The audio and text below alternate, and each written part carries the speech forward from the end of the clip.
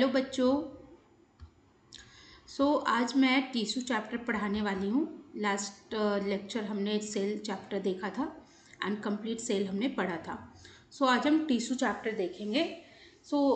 इतना बेसिक तो आइडिया होगा कि टिश्यू क्या होता है, मतलब सेल से मिलकर टिश्यू बनता है।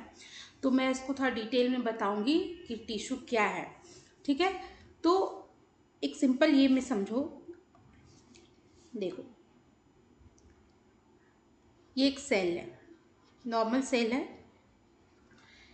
जब बहुत सारा सेल एक साथ ग्रुप बनाएगा एंड मिल के कॉमन फंक्शन परफॉर्म करेगा तो उसको हम टिश्यू कहेंगे।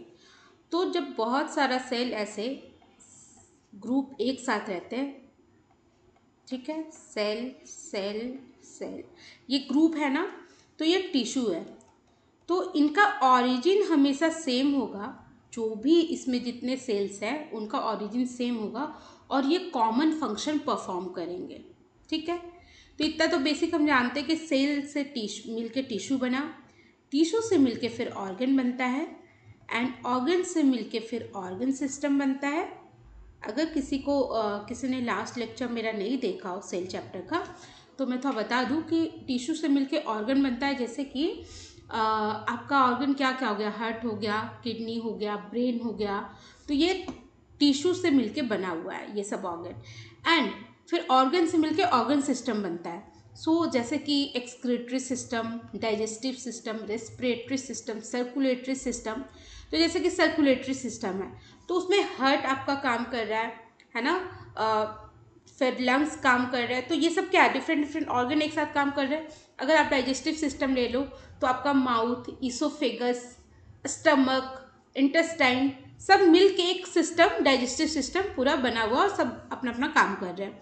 तो वैसे ही ऑर्गन से मिलकर ऑर्गन सिस्टम बनता है। और ऑर्गन सिस्टम बहुत सारे कम जब मिलते हैं एंड फंक्शन परफॉर्म करते हैं तो एक ऑर्गेनिज्म का क्रिएशन होता है। ठीक है, एक ऑर्गेनिज्म बनता है। ये बेसिक है। तो यहाँ देखो टिश्यू का डेफिनेशन क्या लिखा हुआ कि group of cell having common origin and performing a particular function. ठीक है, जो मैंने अभी बात बताया कि ऑरिजिन कॉमन होगा उनका और एक पर्टिकुलर फंक्शन परफॉर्म करेंगे उस टिश्यू के जो सेल्स होंगे, ग्रुप ऑफ सेल जो होंगे। ठीक है, अब देखो, टिश्यू के स्टडी को हम हिस्टोलॉजी कहते हैं, जैसे सेल्स की स्टडी को हम साइटोलॉजी कहते हैं, है ना। तो टिश्यू के स्टडी को हिस्टोलॉजी कहते हैं। ये टर्म थोड़ा सा याद रखना, ठीक है, कि हिस्टोलॉजी क्या है, तो स्टडी ऑफ टिश्यू। ठीक है, अब देखो एक और चीज़ है कि टिश्यू जो है ना, इसलिए भी इम्पॉर्टेंट है क्योंकि ये डिवीज़न ऑफ लेबर देता है। बताती हूँ ये वर्ड क्या है। क्या है मैम डिवीज़न ऑफ लेबर? जैसे कि आपका घर है, उसमें देखते होगे बहुत सारी फीमेल्स रहती हैं, है ना। आपकी मम्मा होंगी, आपकी बहन होंगी, भाभी होंगी, किन्हीं क्या चाची होंगी, है ना। डिफरेंट डिफरेंट मतलब डिफरेंट डिफरेंट फीमेल्स हैं। तो उनमें से जो घर की बड़ी होती है वो सबके लिए काम बांट देती है कि तुम ये काम कर लो, तुम ये काम करना, ताकि सबका अपना काम पता हो, अपना काम कर ले, कोई लड़ाई झगड़ा ना हो, है ना। तो वैसे ही होता है कि टिश्यू जितने भी हैं तो डिफरेंट डिफरेंट टिश्यू का अपना अपना काम है। इनमें काम बटा हुआ होता है, डिवीज़न ऑफ लेबर होता है, जिसकी वजह से हर कोई अपना अपना काम करता है। आगे हम देखेंगे मस्कुलर टिश्यू हो गया, है ना, कनेक्टिव टिश्यू हो गया, उसका अपना काम रहेगा, मस्कुलर का अपना काम रहेगा। ब्लड एक कनेक्टिव टिश्यू है तो उसका एक अपना फंक्शन है कि ऑक्सीजन को लेके जाता है वो, या फिर वेस्ट मटेरियल को कैरी आउट करता है। तो वैसे ही डिफरेंट डिफरेंट जो भी टिश्यू है उनका डिफरेंट काम होगा। अब देखो, प्लांट टिश्यू, एनिमल टिश्यू दो तरह का होता है। तो देखो, प्लांट टिश्यू में क्या होता है, प्लांट के जो टिश्यू होंगे उनका डिफरेंट फंक्शन होगा, एनिमल टिश्यू का डिफरेंट फंक्शन। क्यों होगा? क्योंकि प्लांट को एक ही जगह रहना है। प्लांट दौड़ नहीं सकते, प्लांट्स भाग नहीं सकते। प्लांट्स में जब मतलब प्लांट्स कहीं पे है, वहाँ मान लो तूफान आ गया, तो प्लांट्स क्या भाग पाएंगे? वो जो भी उनके लिए अनफेवरेबल सिचुएशन है, लेकिन वो बच नहीं सकते, उनको वहीं रहना है। बट हम ह्यूमन बींग्स और एनिमल्स जो होते हैं, अगर कुछ ऐसा तूफान आ गया, कुछ बारिश हो गई, तो हम भाग के कहीं जाके छुप सकते हैं, बच सकते हैं, राइट। तो इसलिए उनमें डेड टिश्यू ज़्यादा होता है प्लांट्स में, ताकि वो एक जगह अडिग होके खड़े रह सके, हर सिचुएशन को झेल सके। और डेड टिश्यू हमेशा सपोर्ट प्रोवाइड करता है। तो प्लांट्स एक जगह रहते हैं, इसकी वजह से उनमें डेड टिश्यू ज़्यादा पाया जाता है। एंड हम एक जगह से दूसरी जगह मूव कर सकते हैं तो हमें लिविंग टिश्यू पाया जाता है, हमें सपोर्ट की ज़रूरत नहीं है एक्स्ट्रा, जिसकी वजह से हमें डेड टिश्यू ज़्यादा नहीं, लिविंग टिश्यू ज़्यादा पाया जाता है। ठीक है, तो यहाँ पे भी देख लो प्लांट टिश्यू का अलग काम है, एनिमल टिश्यू का अलग। सो हर टिश्यू का अपना अपना फंक्शन है, इसलिए ये tissue division of labour provide करता है। क्लियर? ठीक है, अब हम फर्दर देखेंगे। मैंने बताया टिश्यू दो तरह का होगा, प्लांट टिश्यू, एनिमल टिश्यू। तो पहले हम प्लांट टिश्यू पढ़ेंगे। प्लांट टिश्यू क्या है, तो पहले ये चार्ट थोड़ा सा देखो। ठीक है, ये चार्ट बहुत इंपॉर्टेंट है। और ये प्लांट टिश्यू, ये जो चार्ट है ना, इसको बहुत नॉर्मल देखो, ये चार्ट ऐसा है। सो ये आपको लग रहा होगा कि ओफ कितना टफ है, बट ये कुछ भी टफ नहीं, बहुत ईजी है। मैं बताऊंगी वन बाय वन, आपको यूं याद हो जाएगा कि क्या है ये। ठीक है, 1 सेकेंड। देखो, सो प्लांट टिश्यू को ना आप दादाजी मान लो, घर के जो बुजुर्ग होते हैं, है ना, एकदम से बड़े होते हैं हमारे घर में, वो उसका 2 बच्चा है, 2 बेटा है, एक मेरिस्टेमेटिक टिश्यू, एक परमानेंट टिश्यू। फर्दर मेरिस्टेमेटिक का 3 बेटा रहेगा एंड परमानेंट के फर्दर 2 है, एंड फिर वो फर्दर उनके बेटे रहेंगे। ठीक है, ये मैं बाद में बताऊंगी। इसको भी भूल जाओ, जो भी नीचे है ना परमानेंट के टाइप भूल जाओ। ये बेटा बस फर्स्ट जनरेशन को याद रखो, मेरिस्टेमेटिक टिश्यू, परमानेंट टिश्यू। ठीक है, मेरिस्टेमेटिक टिश्यू क्या होता है, परमानेंट क्या होता है। सो मेरिस्टेमेटिक टिश्यू डिवाइडिंग टिश्यू होता है। जब प्लांट्स यंग रहते हैं तो उनमें डिवीज़न की बहुत ज़रूरत है, क्योंकि डिवीज़न लीड्स टू ग्रोथ, तो उनमें ग्रोथ की नीड है। वो प्लांट, यंग प्लांट ग्रोथ होकर एक ट्री बनाएगा, तो वो ग्रोथ कैसे होता है, सेल डिवीजन की वजह से। और ये सेल डिवीजन जो हो रहा है, उस टिश्यू को हम क्या कहेंगे, मेरिस्टेमेटिक टिश्यू। सो मेरिस्टेमेटिक टिश्यू एक डिवाइडिंग टिश्यू होता है, जो हमेशा सेल डिवीजन करते रहता है। उसका एक ही काम है, सेल डिवीजन करना, सेल डिवीजन करना, सेल डिवीजन करना। जैसे बच्चा, आपका बस एक ही काम है, पढ़ाई करना। पढ़ाई आपके पेरेंट्स कहते हैं ना, बस तुम पढ़ो, तुमको और मैं कुछ नहीं बोल रहा हूँ, तुम पढ़ो। सो आपका बस काम है पढ़ाई करना, पढ़ाई करना, पढ़ाई करना। वैसे ही मेरिस्टेमेटिक का काम है बस सेल डिवीजन करना। तो मैम परमानेंट टिश्यू क्या होता है, तो मेरिस्टेमेटिक टिश्यू डिवाइड करेगा करेगा करेगा, जब वो एक मैच्योर हो जाएगा एंड उसका डिवीजन स्टॉप हो जाएगा, तो वो एक परमानेंट सेल का रूप ले लेता है। सो परमानेंट सेल डिवाइडिंग नहीं होता, मेरिस्टेमेटिक टिश्यू डिवाइडिंग होता है। क्लियर?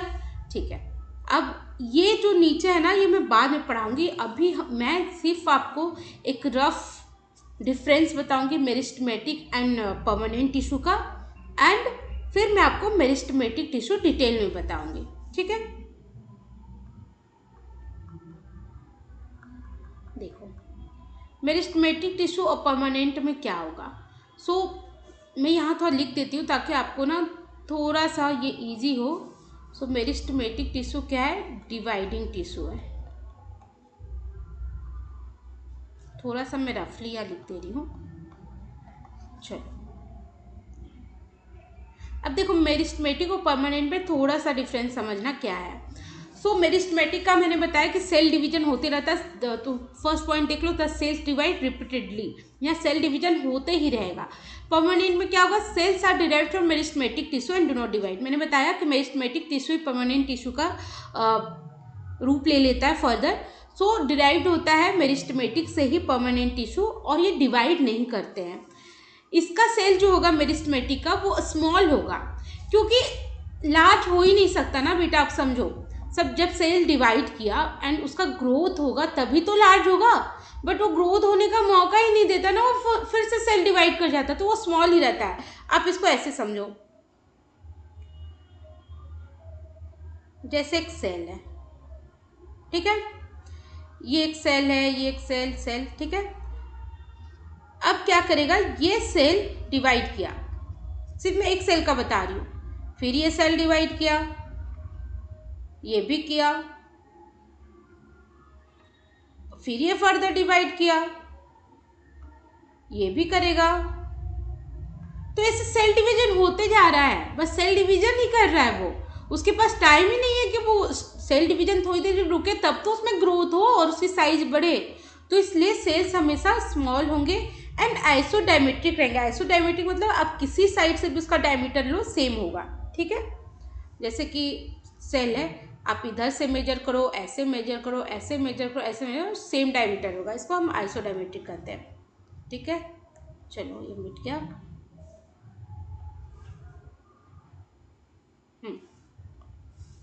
अब फर्दर पॉइंट समझो, इसमें क्या हुआ, परमानेंट टिश्यू में क्या हुआ, परमानेंट टिश्यू में हुआ सेल्स जो है वेरिएबल होगा शेप एंड साइज में। यहाँ पे क्या था, स्मॉल ही हमें पता है, लेकिन इसमें स्मॉल भी हो सकता है, लार्ज भी हो सकता है, डिफरेंट डिफरेंट शेप का सेल हो सकता है ना। जैसे प्लांट सेल में जो जाइलम टिश्यू के सेल होंगे वो डिफरेंट शेप के रहेंगे, फ्लोएम के होंगे वो डिफरेंट शेप के रहेंगे, बहुत सारा, मतलब आगे पढ़ोगे आप डिफरेंट डिफरेंट शेप का वहाँ पे रहेगा, और साइज स्मॉल लार्ज कुछ भी हो सकता है। अब देखो मेरिस्टेमेटिक में आपका इंटरसेलुलर स्पेस जो होता है वो एब्सेंट होगा जनरली, तो ऑब्वियस सी बात है वो बस सेल डिवीजन किए जा रहा है, किए जा रहा है, किए जा रहा है, तो स्पेस कहाँ से रहेगा, वो डिवाइड करके सेल्स बढ़ाते जा रहा है, तो इंटरसेलुलर स्पेस तो कम होगा ही, ये कॉमन सेंस है। इसमें प्रेजेंट होता है, परमानेंट टिश्यू में इंटरसेलुलर स्पेस प्रेजेंट रहता है, और ये होना भी चाहिए क्योंकि ये परमानेंट टिश्यू प्लांट को सपोर्ट प्रोवाइड करेगा एंड उसके लिए इंटरसेलुलर स्पेस प्रेजेंट होना जरूरी है, ठीक है। अब देखो सबसे इंपॉर्टेंट पॉइंट है, मेरिस्टेमेटिक में वैक्यूल्स एब्सेंट होते हैं। वैक्यूल्स एब्सेंट होंगे ही, वैक्यूल का क्या काम है आप समझो, स्टोरेज करना काम है, बट मेरिस्टेमेटिक को स्टोरेज से क्या मतलब है, उसका बस एक ही काम है, one and only one, that is divide करना, तो उसको स्टोरेज कुछ करना ही नहीं है, तो क्यों क्यों रखेगा वैक्यूल अपने अंदर, राइट। तो बस डिवाइड करते जाता है, करते जाता है, करते जाता है, तो वैक्यूल एब्सेंट होता है। और आप ये भी समझो अगर लार्ज वैक्यूल प्रेजेंट है तो उसको डिवीजन में कितना तकलीफ, मतलब डिवीजन में हिंड्रेंस प्रोवाइड करेगा, उसकी वजह से डिवीजन नहीं हो पाएगा, तो वैक्यूल यहाँ पे एब्सेंट होता है। और लेकिन परमानेंट में लार्ज वैक्यूल प्रेजेंट होंगे मैच्योर सेल्स में, सो लार्ज वैक्यूल प्रेजेंट रहते हैं। आप यही समझो प्लांट में तो जनरली लार्ज वैक्यूल ही रहता है ना, तो यहाँ पे तो एब्सेंट होना लाजमी है ताकि सेल डिवीजन अच्छे से हो सके। एंड दूसरा है कि स्टोरेज जिसका काम नहीं है मेरिस्टेमेटिक का, तो वैक्यूल एब्सेंट होता है, ठीक है। ये पॉइंट याद रखना इंपॉर्टेंट है। लास्ट है कि जो सेल वॉल है मेरिस्टेमेटिक के वो थिन होते हैं, जो भी सेल्स है वो थिन हो, ऑब्वियस सी बात है थिन होगा तभी वो डिवाइड कर पाएगा इजली, है ना, तो इसके सेल वॉल्स थिन होंगे एंड परमानेंट जो टिश्यू होगा उसका सेल का जो वॉल होगा वो थिन भी हो सकता है, थिक भी हो सकता है, ठीक है। चलो अब हम लोग मेरिस्टेमेटिक टिश्यू पढ़ेंगे। सो देखो मेरिस्टेमेटिक का मैं बताई थी कि उसके 3 बेटे हैं, apical meristem, lateral meristem and intercalary meristem. तो इसको हम थोड़ा सा देखते हैं क्या है, ठीक है। चलो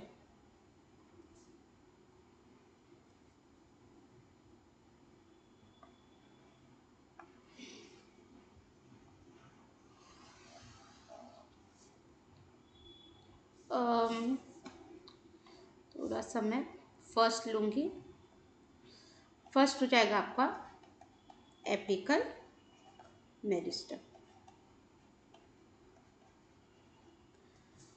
थोड़ा सा समझना, ठीक है। एपिकल का मतलब ही होता है एपेक्स, ठीक है। 1 सेकेंड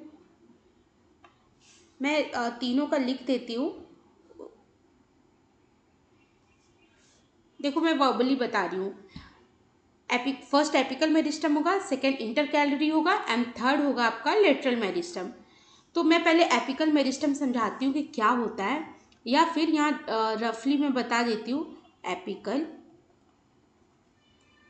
इंटरकैलरी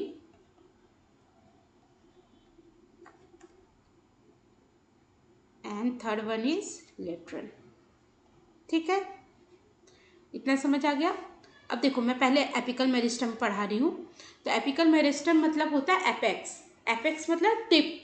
सो जैसे कि ये पेन है मान लो, तो पेन का ये टिप हुआ ना, राइट। तो ये हम इसको सूट मान लेते हैं, ये रूट, यह आपका जो भी जमीन होता है, तो जमीन के नीचे आपका रूट हुआ, जमीन के ऊपर आपका शूट हुआ, तो ये शूट टिप हो गया, एंड ये भी तो टिप हुआ ना, तो ये रूट टिप हो गया। ठीक है, तो वैसे ही एपिकल मेरिस्टम यहाँ प्रेजेंट होगा शूट टिप में एंड रूट टिप में प्रेजेंट होगा। ठीक है, सो एपेक्स का मतलब यहाँ हो जाएगा टिप। Got it? चलो अब देखो इसमें कौन सा होगा, क्या होगा। सो दो तरह का होता है ये। फर्स्ट हो जाएगा shoot apical meristem,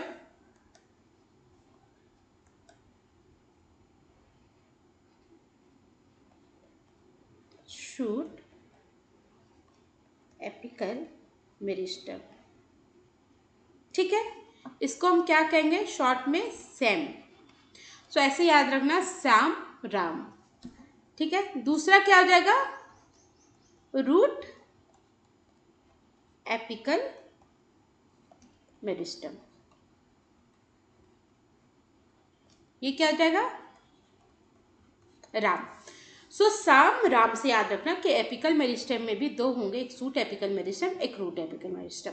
shoot apical meristem shoot tip में प्रेजेंट होगा, root apical meristem root tip में प्रेजेंट होगा।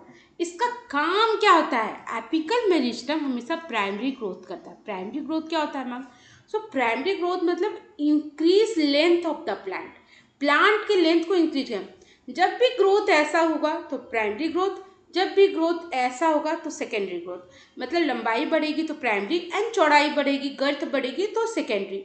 सो जो तीन है एपिकल, इंटर कैलरी और लेटरल। सो एपिकल और इंटर कैलरी जो है वो प्राइमरी ग्रोथ करता है, वो लेंथ बढ़ाता है प्लांट्स का या प्लांट पार्ट्स का, और लेटरल जो है वो हमेशा गर्थ बढ़ाएगा, चौड़ाई गोलाई जो होता है ना प्लांट का, उसको हम गर्थ कहते हैं, वो बढ़ाता है, उसको हम सेकेंडरी ग्रोथ कहते हैं। तो यहाँ एक छोटा सा दोनों का लिख लो कि ये दोनों जो है प्राइमरी ग्रोथ में हेल्प करेंगे, primary growth, and this one secondary growth.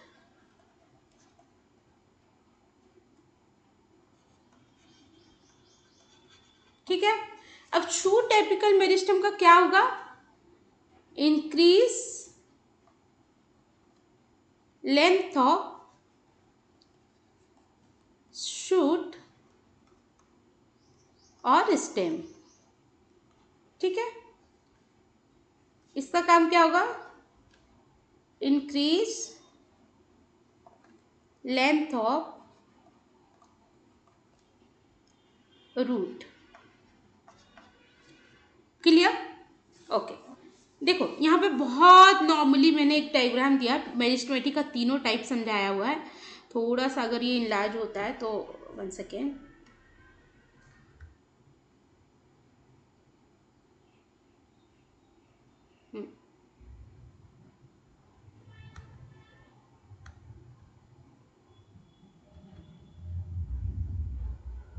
देखो आप यहाँ देख पा रहे हो, ये प्लांट है। ठीक है, ये प्लांट है, ये इसका शूट हुआ। ठीक है, शूट है ये, और यहाँ पे देखो रूट है ना, तो ये जो रूट टिप होगा, ये ऐसे है ना, ऐसे, ये सब रूट टिप हो गया, रूट के जो टिप हुए हैं। तो यहाँ पे सैम प्रेजेंट रहेगा, यहाँ पे रैम प्रेजेंट रहेगा, मतलब यहाँ पे शूट एपिकल मेरिस्टम, यहाँ पे रूट एपिकल मेरिस्टम। सो नाम दे दिया गया है, बात यही है कि दोनों में एपिकल मेरिस्टम प्रेजेंट होगा। जैसे देखो यहाँ शो किया एपिकल मेरिस्टम देख सकते हो आप। ठीक है, ये लेंथ इंक्रीज करेगा। अब मैं फर्दर पढ़ाऊंगी ये inter calorie meristem and lateral meristem. ठीक है, देखो सेकेंड हम देखते हैं इंटर कैलरी मेरिस्टम।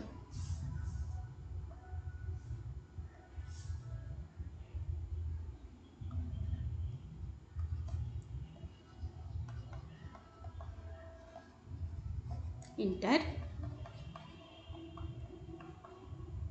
ठीक है, अब देखो इंटर कैलरी मेरिस्टम क्या करेगा, सेकेंडरी ग्रोथ में हेल्प करता है। कैसे करता है ये समझो, पहले समझाती हूँ क्या होता है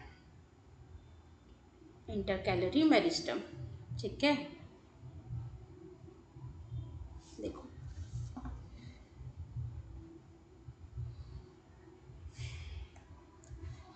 ओके, एक एग्जाम्पल पहले बताती हूँ कि इंटर कैलरी मेरिस्टम ना सब में नहीं पाया जाता है। इंटर कैलरी मेरिस्टम बस कुछ मोनोकॉट प्लांट में पाया जाता है, जैसे कि शुगर केन हो गया, है ना, कॉर्न हो गया, ये सब में ही पाया जाता है। ठीक है, तो सपोज मैं अगर शुगर केन का एग्जांपल लेती हूँ, तो कभी देखो शुगर केन कैसा होता है, कैसा होता है, हाँ, ऐसे ऐसे ऐसे ऐसे ऐसे ऐसे ऐसे ऐसे रहते ना, बीच बीच में देखे हो गांठ की तरह, क्या कहते हैं इसको, इसको हम मैम नोड कहेंगे। अच्छा, इंटर का मतलब क्या होगा, इंटर कैलोरी, इंटर का मतलब हमेशा होता है इन बिटवीन। तो जो ये भी नोड हुआ, जो दो नोड के बीच का डिस्टेंस है ना, इन बिटवीन नोड्स, उसको हम इंटर नोड कहेंगे, इंटर नोड कहेंगे। नोड क्या होता है मैम, सो नोड कोई भी स्टेम है, उससे उसके पार्ट से अगर दूसरा स्टेम निकला या लीव्स निकला, तो जहाँ से वो निकलता है उसको हम नोड कहते हैं। जैसे कि फॉर एग्जांपल ऐसे है, मान लो, है ना, ये लीव्स निकला, ये लीव्स का पेटियोल है, तो ये जो पार्ट हुआ ना, ये नोड हो गया। क्लियर? तो दो नोड के बीच का डिस्टेंस को इंटर नोड। अब कहोगे मैम ये सब क्यों बता रहे हो, क्योंकि मुझे समझाना इंटर कैलोरी होता कहाँ है। ठीक है, अब कुछ बुक में लिखता है कि inter calorie meristem near the node पाया जाता है, एंड कुछ बुक में लिखा रहता है कि inter calorie meristem base of inter node पाया जाता है। तो बात एक ही हुआ। ये देख रहे हो, मैं थोड़ा दूसरे पेन से दिखाती हूँ। ये देख रहे हो, ये पार्ट, यहाँ पे आपको इंटर कैलोरी मेरिस्टेम मिलेगा, देख रहे हो ना, ये क्या हो गया, नियर द नोड हुआ, एंड जो ये इंटर नोड है उसका बेस हुआ ये, तो यहाँ पे इंटर कैलोरी मेरिस्टेम पाया जाएगा। ठीक है, अब इसका क्या काम है मैम, सो इसका ग्रोथ करना काम है, इंटर कैलोरी मेरिस्टेम। ठीक है, ये क्या करेगा, सेल बढ़ेगा बढ़ेगा, डिवाइड करेगा, तो ग्रोथ ही कराएगा ना, वो धीरे धीरे धीरे धीरे, इमेजिन करो वो ग्रोथ होगा। ठीक है, चलो, अब इंटर कैलोरी मेरिस्टेम तो पढ़िए। अब देखो यहाँ पे ना थर्ड वाला जो हम पढ़ेंगे, यहाँ देखो इस डायग्राम में मैं दिखा देती हूँ, ये देख रहे हो, ये यहाँ नोड बताया है ना, यहाँ पे देखो ये जो प्लांट निकल रहा है ये नोड हुआ। सो इंटर कैलोरी मेरिस्टेम नोड के नियर में शो किया है, देख रहे हो यहाँ पे डायग्राम में। ठीक है, अब हम थर्ड पढ़ेंगे।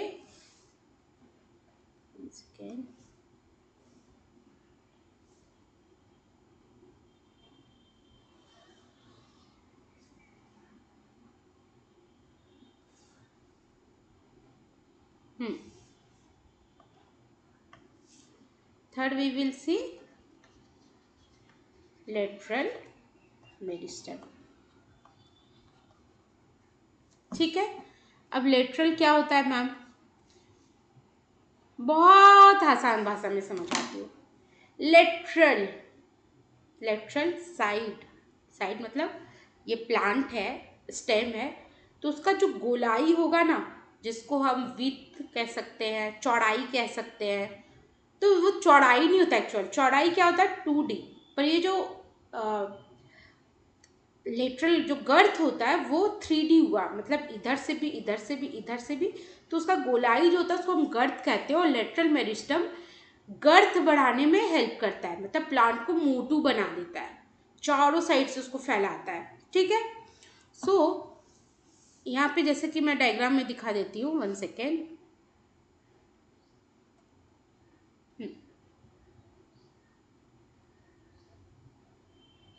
देखो, देख रहे हो यहाँ पे लेटरल मेरिस्टम क्या हुआ, यहाँ पे एक स्टेम का हम पार्ट लेते हैं, जो कि ये लिया हुआ है स्टेम का पार्ट, ये वाला, तो आप देखो क्या दिख रहा है कि ये रिंग लाइक स्ट्रक्चर में प्रेजेंट रहता है, ऐसे round round ring like structure में प्रेजेंट रहेगा, एंड उसका गर्थ को धीरे धीरे धीरे धीरे बढ़ाते जाएगा और उसको मोटू बना देगा।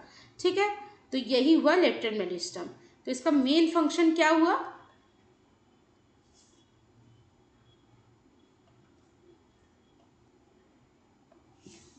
Increase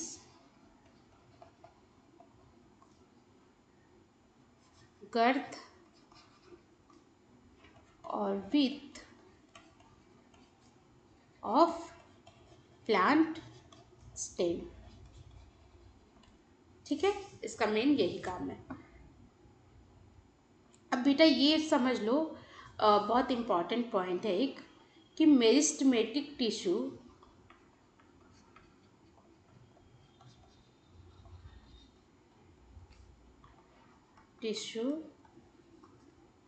Leeds to plant growth. क्या बोल रहे हो मैम, ये कैसे? इतना तो समझ ही आ गया ना, क्यों? ड्यू टू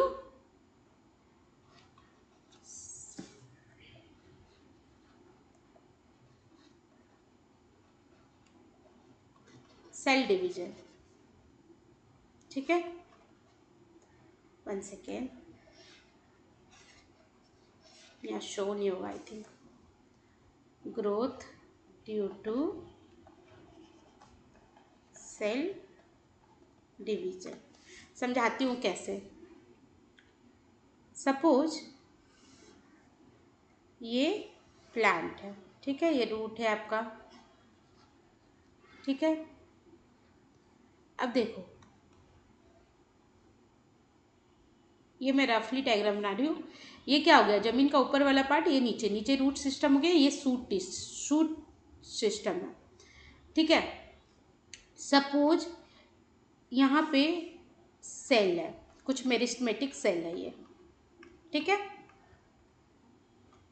अब क्या हुआ, ये मेरिस्टेमेटिक सेल डिवाइड करने लगा, ठीक है, डिवाइड करने लगे, डिवीजन हुआ, डिवीजन हुआ, डिवीजन हुआ, और डिवीजन होते गया, होते गया, होते गया, होते गया, होते गया, होते गया, होते गया, है ना। डिवीजन हो रहा है, डिवीजन हो रहा है, डिवीजन हो रहा है। अब समझो, यहाँ तक जो प्लांट था वो और हाइट इंक्रीज हो गया डिवीजन की वजह से, होते जा रहा है डिवीजन। तो क्या हुआ, ग्रोथ हो रहा है, प्लांट की हाइट बढ़ रही है डिवीजन की वजह से। तो ये पॉइंट प्लांट ग्रोथ में जो मैंने लिखा है यही दर्शाता है। ठीक है, ये न्यू सेल्स फॉर्म्ड, ये शूट हो गया, ये रूट हो गया। ठीक है, new cell form, growth in plant.